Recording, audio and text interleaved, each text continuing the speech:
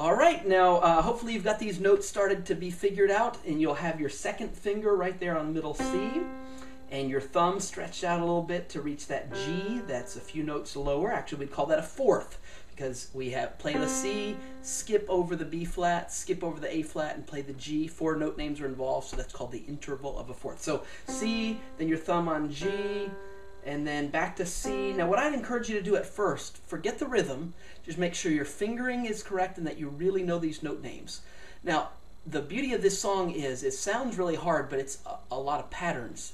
Actually only a few patterns, and the main pattern, if you'll learn the first measure here, the first little section in your right hand, you've got most of this song learned. So let's go and make sure your fingering is correct. Second finger on C, thumb on G, and let's say the note names out loud. Not worrying about the rhythm, just getting the note names. Ready? C, G, C, D, G, D, E flat, G, F, G, E flat, G, D, G, C, G. And of course, you notice that we kept coming back to that G. We're going to do that throughout the song. That'll be a unifying theme there.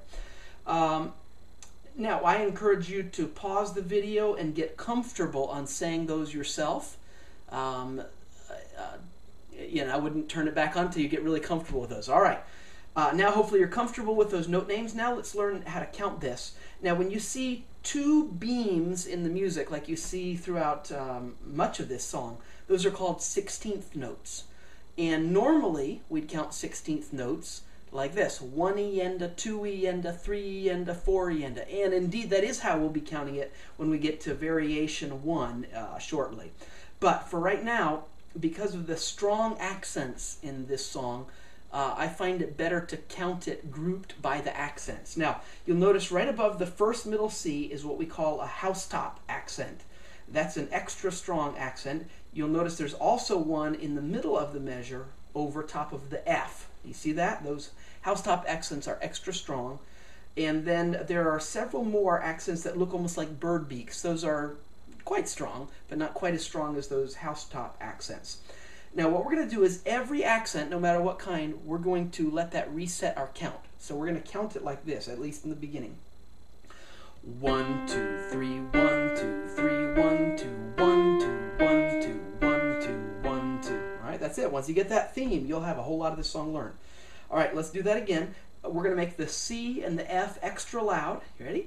1, 2, 3, 1, 2, 3, 1, 2, 1, 2, 1, 2, 1, 2, 1, 2.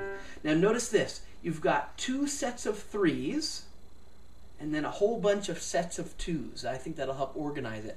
2 sets of 3s and then a whole bunch of sets of 2s. Let's do that again. You ready? 1, 2, 3, 1, 2, 3, 1, 2, 1, 2, 1, 2, 1, 2, 1, 2. And then you start getting a little bit faster at that. At this time, I wouldn't encourage you to go any faster than you can say that out loud. I know it's a little bit of a tongue twister, but it'll really help as we start pulling this song together. Let's start trying it a little faster. You ready? 1, 2, 3, 1, 2, 3, 1, 2, 1, 2, 1, 2, 1, 2, 1, 2. And that's about as fast as I'd go for now. We're going more for power and than we are for speed. So I would keep going over the video until you can reach that speed, and then you're ready for the next part. Let's start figuring out the left hand here.